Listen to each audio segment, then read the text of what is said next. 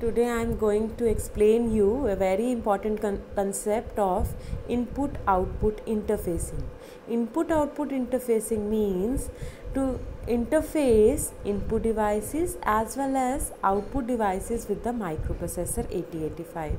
We have already learned the interfacing of memory with the 8085.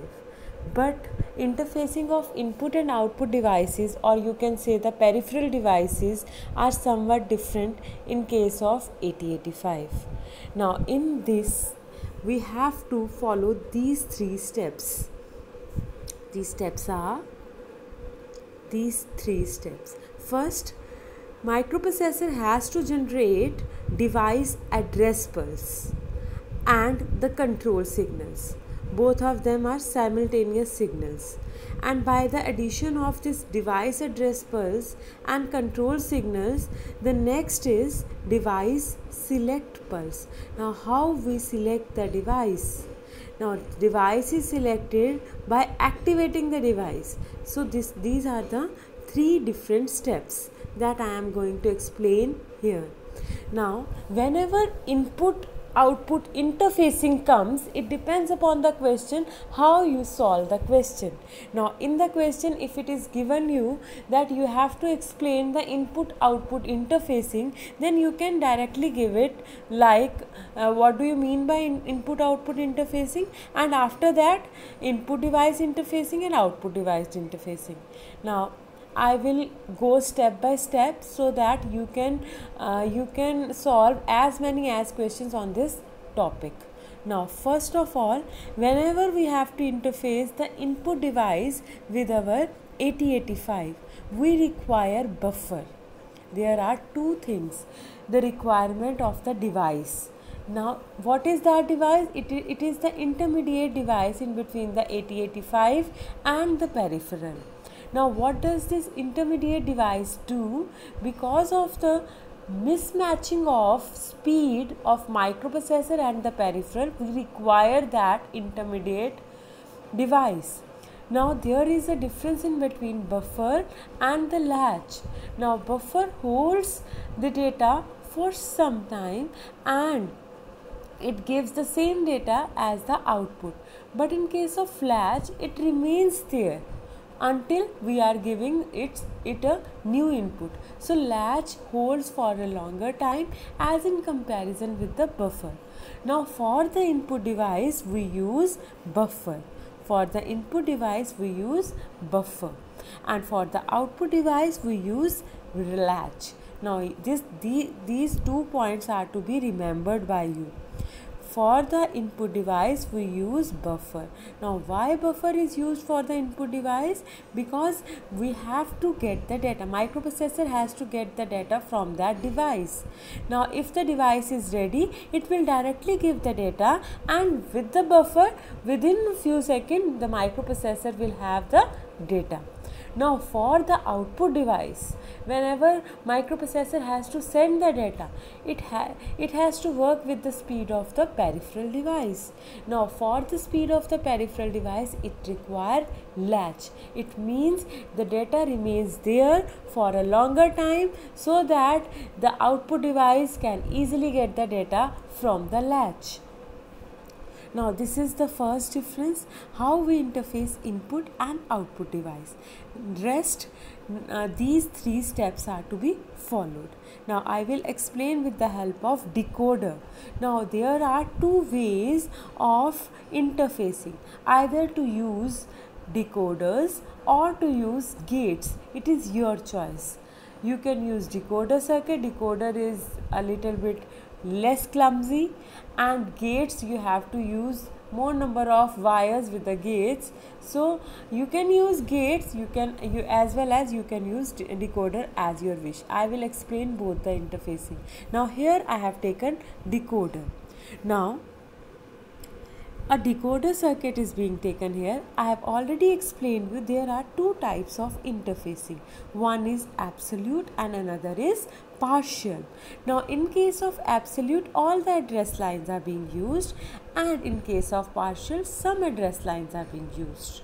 Now In input device or in I/O interfacing, there are two types of I/O interfacing, I/O mapped I/O and memory mapped I/O. Rather, they are known as address space partitioning. These are I am repeating, address space partitioning techniques. Address space partitioning techniques are of two types, I/O mapped I/O and memory mapped I/O. These are the two methods for the input output interfacing. I am explaining you I/O mapped I/O in this lecture, and in the next lecture I will explain you memory mapped I/O. Now in case of I/O mapped I/O, it means we use in and out instructions for anything getting the data and for any data to be sent by the microprocessor. So we use two instructions, in and out. In instruction means we are getting the data from the port address that is mentioned in the in instruction, and out instruction means we are sending the data to some port address, and these addresses are of 8 bits. Point to be noted, interfacing input and output devices, we require the devices, if we are using I/O mapped I/O, these devices are having the address of 8 bits. Only 8 bits. So the address map, if we see the address map, we are having the address map from A0 to A7 only. So by using A0 to A7, we can address our input device as well as output device. So in the decoder here, we are having 3:8 decoder. We can have any of the address from the 8 outputs. Let it be O0. Okay? Now A0, A1, A2 are given to the decoder. This is your choice. Whichever you like the address to be mentioned, you can give it. Okay? Here A0, A1, A2 are given at 1, 2, 3 of decoder, and at O0 we are having the output of the decoder. Now for the decoder we require enable signals. These are the G1 bar and G2 bar, and at G1 bar and G2 bar we have provided all the addresses, that is from A3 to A7 also. So this is known as full partitioning, or you can say it is known as absolute decoding. Now in full decoding or absolute decoding, all the address lines are used. So here A0 to A7, all the address lines are being used. Now A3, A4, A5, A6 are being given to a NAND gate. For NAND gate, if all the inputs are zeros, then we are getting 1. If one of the inputs are 1 or one of the inputs are 0, we are getting 1. So for the requirement of G1 bar, all these should be 1.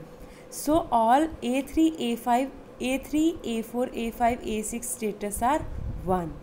G2 bar, A7 should be 0. And depending upon our device address pulse, that is O, that is the output of the decoder, we are having A1, A0, A1, A2. For example, here I have taken O0. If O0 is there, that means the input address is 000. So all of them are 0. So here we will get device address pulse. The device address pulse should be a low pulse. So a dot is taken at the output of the decoder. So this dot shows that we are having device address pulse as low. Now here device address pulse is combined with control signal. So which control signal we require for the buffer? For the buffer, because it is dealing with the input device, we want read signal. So it is IO read. So IO read is an active low signal. We can show it by a decoder also, that I have shown in generation of control signals. So you can show with the help of that also. So IO read bar. So this is the signal that is having the 0 value. Device address pulse is having a 0 value. Both are combined. Now we are having a NAND gate but bubbled NAND gate. That means whenever input is 1 1, it will have 0. So input is 0 0. So what we will do, we will bubble them, we will invert them. So two bubbles are used to invert our two zeros. So two zeros are inverted as ones. So whenever ones are given to a NAND gate, we are having 0 as the output. So what we require? We require 0 to enable this buffer. Now we are having this 0. This is known as device select pulse. Now with the help of this 0, we can select the pulse. We can select the device. Now which device? We are selecting the buffer. Buffer, which buffer? For the input device. Now what happened then? We are having an enable signal, that is enable signal activate our buffer. Whenever buffer is activated, whatever the data is coming from the input signal, input device, that is from keyboard or any other device switches, so whatever data is given, that data is being taken by our accumulator. So whenever we use in instruction, whole of this process will going to take place. Now in port address is basically the address of this device. Now whenever this device address is activated, we have to enable our buffer. Now how to enable our buffer? By using these three steps. We have to use these three steps. This is known as interfacing of 8085 with the input device. Now here buffer is being used. Now buffer, what will it do? It will take out our all the data to the accumulator. So whenever in instruction is followed, it means in any of the port address, it will, what will it do? It will directly load the data to the accumulator.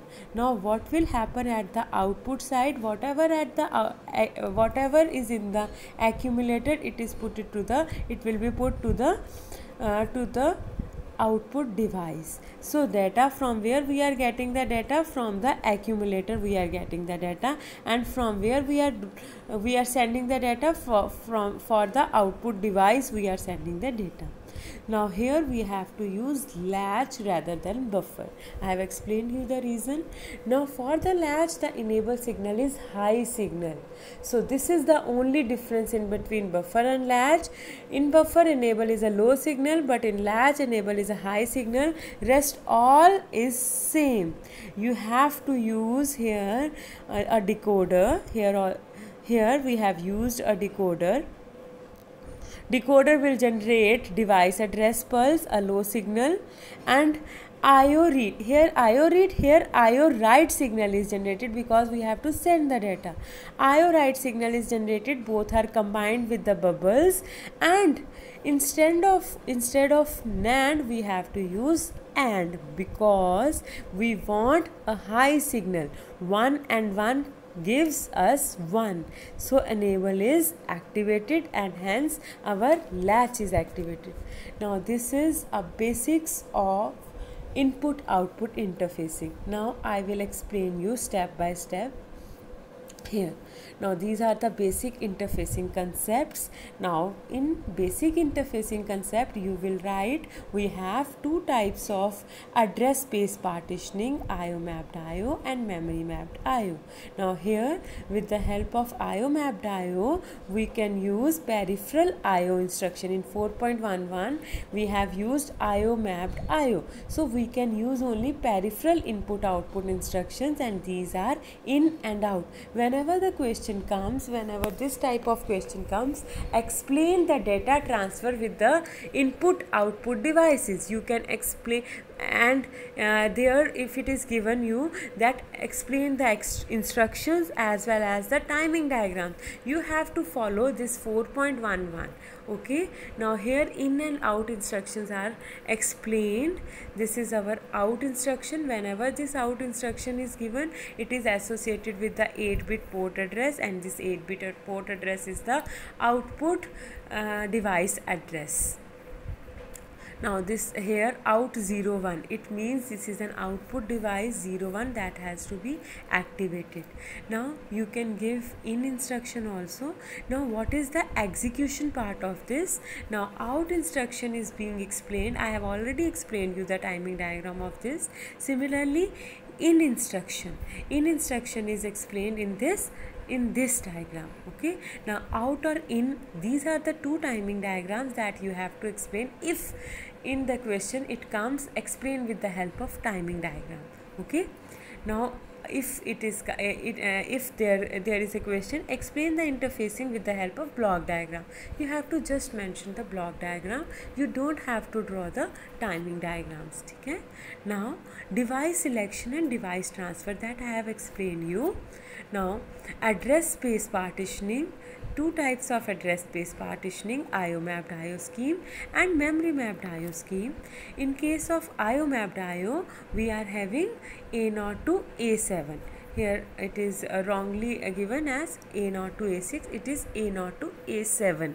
Now from A8 to A15, the microprocessor have the same address. You can see here from 0, you can see, just see here,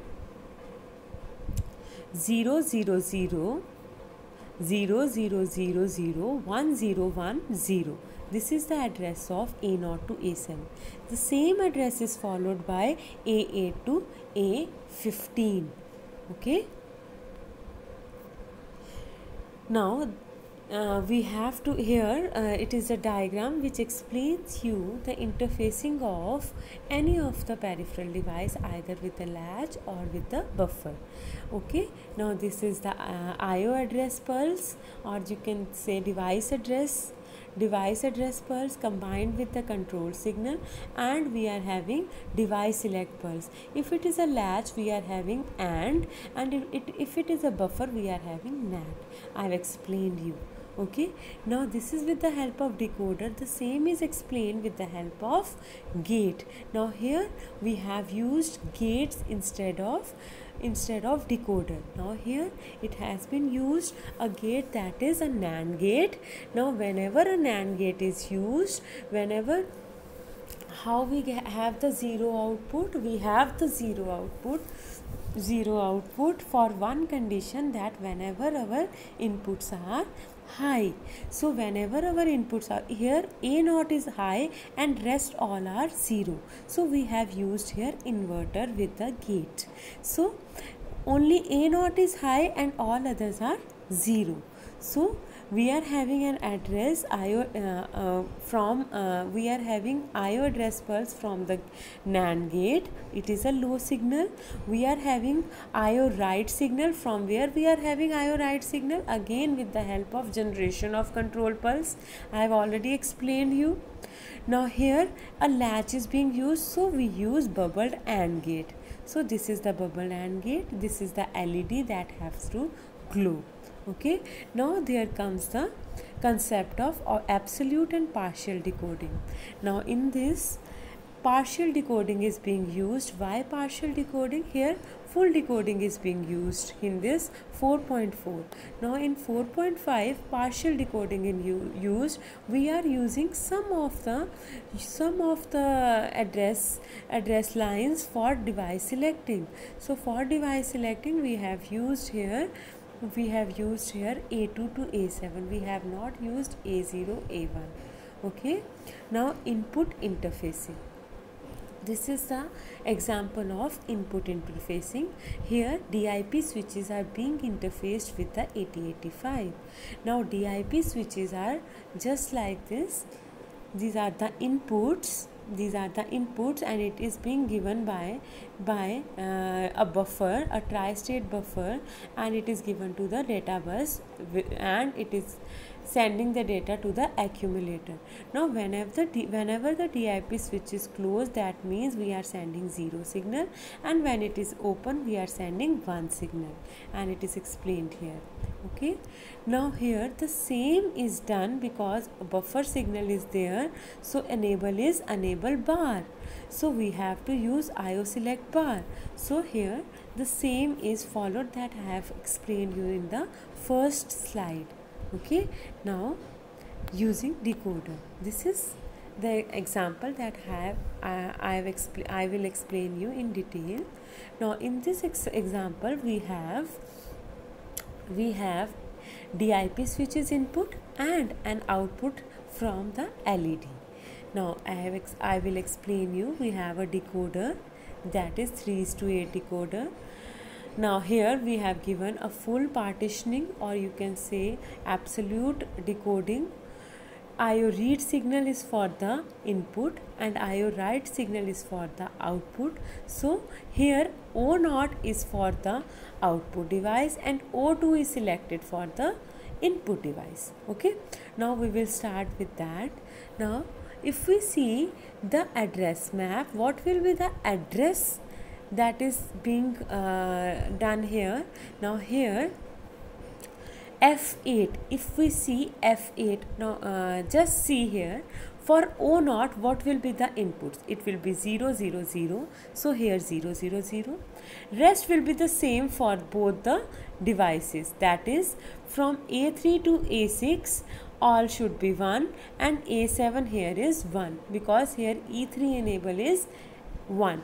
So from A7 to A3 all are 1, A2, A1, A0, 0 0 0. So if we combine them, hexadecimal address will be F8.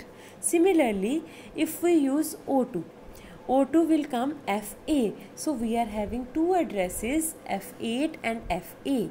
Now if we use FA, what will happen? We are having the input. Okay. Now from where we are having the input? From the DIP switches we are having the input. So how we will have the input? By combining FA with the read signal, and then it is given to the enable. Similarly, F8 is combined with the write signal and it is given to the enable, and LEDs are being attached. So this is the complete input output interfacing using full addressing or using absolute decoding using decoder, 3:8 decoder. Now this has been explained here. Okay.